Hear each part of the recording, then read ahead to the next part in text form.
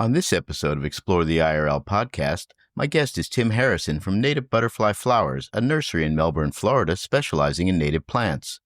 Tim discusses native plants, what they are, their importance to the Indian River Lagoon and local wildlife, and focuses on gardening ideas to help the lagoon, animals, and butterflies.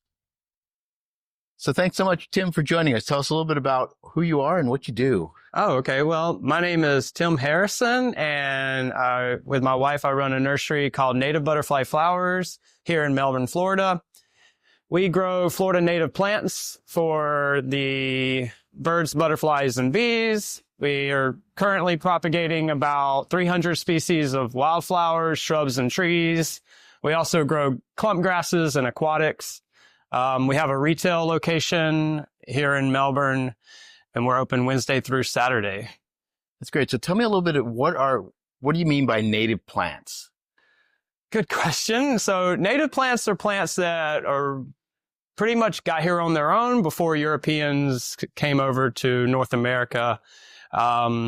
They've been growing here in Florida for thousands of years, and they're very well adapted to our soil and our climate.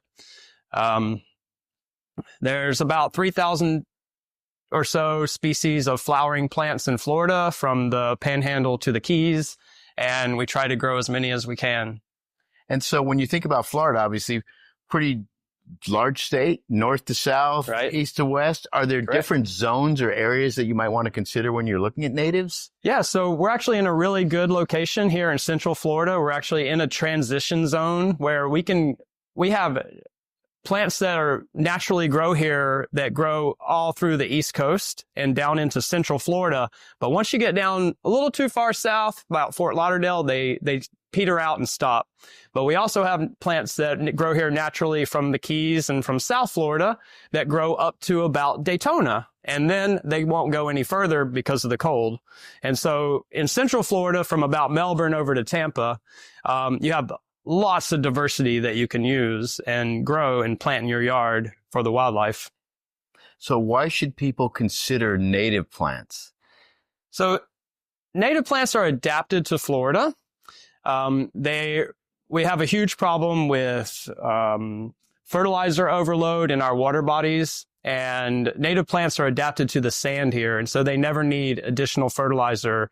You just plant them and water them, and they will grow because they've been growing here for thousands of years.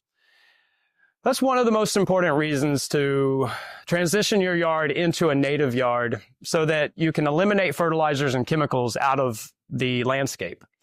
The other reason is to plant for the wildlife, because we have so much development going on here in Central Florida that we need to plant pollinator plants and plants for birds so the migratory birds will have a food source and the other animals will have these plants to live off of, because they've adapted with these plants and diversified with them over thousands of years, and they recognize these plants and they're more apt to find food and nesting and their full life cycle using native plants in your yard.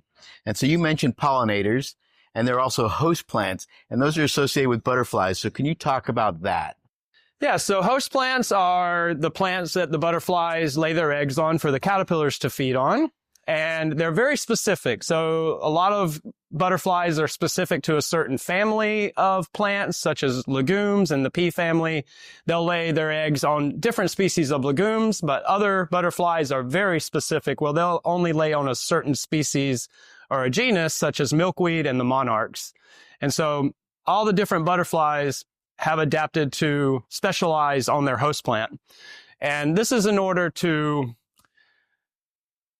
compete and not get eaten by predators. And so, such as milkweed, it's a toxic plant, and so the caterpillar takes in that toxin, and it's distasteful to birds whenever they feed on it. So they've adapted to only feed on that specific species or genus in the milkweed family. And other butterflies have adapted to use camouflage, such as the sulfur butterflies. Their caterpillars will feed on senna or partridge pea, which is cassia, or there's Bahama senna and privet senna, also known as cassias, and they will only use those specific and species for their caterpillars because they can hide. Their caterpillars kind of adapted to look like the seed pod of the senna. And it seems that they only lay their eggs when the plants are flowering and starting to seed.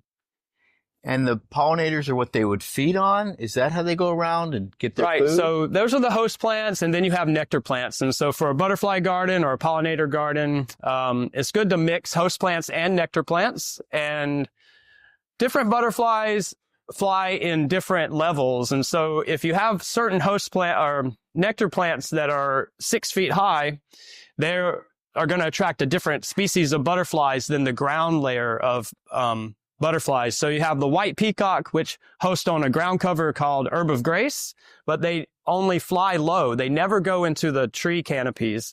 And so when we do designs with our native plants, we design in layers so that we can provide for all the different butterflies and the birds as well, because they are also specific to different levels of the ecosystem. And so I know a lot of times people are saying, we see a lot of it, St. Augustine grass around here. We've got these lawns. What would you recommend people start considering as they try to maybe update some of that or ideas around doing that? Right. We specialize in getting rid of grass. We like to kill lawns. There are a few other turf species that you can use if you need a mowed area that's flat for the dogs and the kids to play on, such as sunshine mimosa or frog fruit. But we don't normally suggest to use that for your whole lawn. We want to create diversity.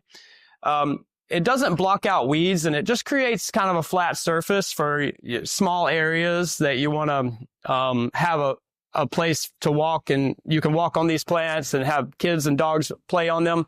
But we prefer to create diversity using different levels. And so we'll have some areas that are flat for walking with mimosa or frog fruit, but then we like to ring it with wildflowers that get about 12 to 24 inches or so. And that eliminates having to deal with as many weeds that will pop up in the mimosa plant. So if you got rid of St. Augustine and you just planted mimosa, it can work that way. But what we found is you don't want a big wall-to-wall carpeting of ground turf. You want to do it in more like area rugs instead of wall-to-wall carpeting. So we don't really want to mimic the St. Augustine look. We want to create areas that you can sit and be in, but also areas for the critters, and it creates less maintenance that way.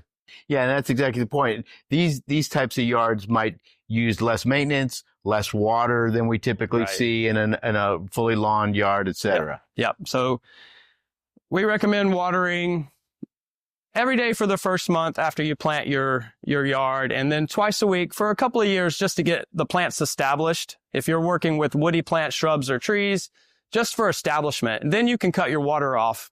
But we don't really think of watering our landscape as a waste of water as it is in watering St. Augustine. So if you're watering a turf grass like St. Augustine, you're basically just watering a desert so that you can keep cutting it and watering it and feeding it and then cutting it. Whereas if you're watering a wildflower meadow or shrubs, trees, you're actually creating nectar with that water. You're creating pollen. You're creating berries. You're keeping them lush and providing a habitat and food for the critters. You can cut it off after a couple of years for establishment, but we do tell our clients that during the driest part of the year, when it's the dry season between, say, February and June, it's nice to water your plants a little bit just to keep them happy, produce those berries and the nectar and the pollen for the pollinators and the birds. And you had touched on this a little bit. What about the fertilizer issue and native plants versus some of these other approaches? So you don't have to fertilize the native plants. They're adapted to the soil here. You want to pick the right plant for the right place. So if you have a really dry yard that's just sandy, kind of sugar sand, you want to pick the right species that are going to thrive in that type of soil. If you try to use wetland plants because you like the flowers in a dry yard and there's not as much organic matter or nutrients, that's going to encourage you to want to use a fertilizer, whether it's organic or not. It's still adding excess nutrients to the environment. So the plant choices are really important, and we're growing so many different species. You should have enough to choose from, whether you have a wet areas, so you use a wetland species that are native to Florida, or dry, scrubby areas, we use the other species that are adapted to that. Yeah, and I know one of the issues we've looked at, because obviously we live adjacent to the water, is this issue of salt tolerance as well. Right. And picking plants that are salt tolerant. Right. So we grow lots of salt tolerant plants. We grow beach dune stabilizer plants such as mullygrass and dune sunflower, golden beach creeper, like you mentioned earlier. These are all plants that will help hold the sand together. They can take the heavy salt spray. So when the storms bring in a lot of salty air and water over, they're adapted for that. There's multiple species that we're growing that will do well on the beach. It's a little bit more limited than if you're on the mainland, but when you're on the island, you got to expect that you're a little bit more limited, but there's plenty of species that are well adapted to the salty air. And obviously this is a ton of information, that we've just talked about. Where could people go to find out more, to get some help? Well, you could go on our website, nativebutterflyflowers.com. There's a great website that we love to use called Natives for Your Neighborhood. They're the Institute of Regional Conservation out of Palm Beach County. Just loads of information there. And also your local Native Plant Society is a great resource for finding out more about the different species. And they have a good website as well that you can find lots of information on the different species of native plants, what they attract as far as wildlife, and what type of soil and climate they prefer. So if you were to describe the lagoon, what one word would you use? Oh, it's beautiful and full of life. It's the most diverse estuary in North America. So it's just absolutely gorgeous out there. And we need to do what we can to help protect it. And the one thing that we can do in our yards is eliminate fertilizer and any form of pesticides or chemicals. And do you have a favorite place on the lagoon? Favorite place? Not exactly a favorite place. No, I just like the shorelines. That's where I end up gravitating to, and then canoeing in between the mangroves and looking for the different crabs that are crawling up on the mangrove roots. That's where I like to be. Yeah. So it sounds like your favorite thing to do on the lagoon is canoe? Yes. Yeah. Fantastic. Yeah. Well, thanks so much, Tim. Absolutely. Thanks for having me. Thank you for listening to this episode of Explore the IRL podcast with Tim Harrison of Native Butterfly Flowers. For Fred Goldstein and Explore the IRL, I hope to see you out on the lagoon enjoying this paradise.